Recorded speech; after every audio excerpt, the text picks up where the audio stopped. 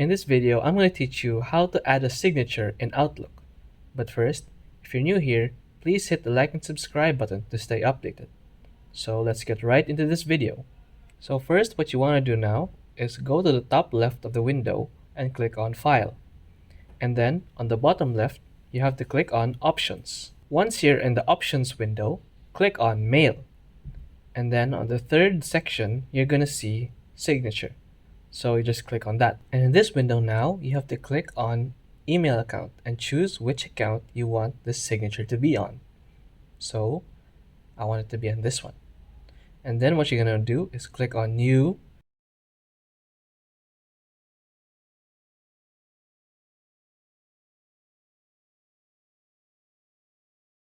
And then here you can write your signature. So I'm just going to write this. And you can also edit the signature with any modifications that you want, like the font size, if it's in bold, italicized, or underlined. After that, you want to click OK, and then your signature is now created. And when you open signatures back again, here you can select the signature that you need, and then you can make it appear on a new message, or you can even make it appear on replies on forwards.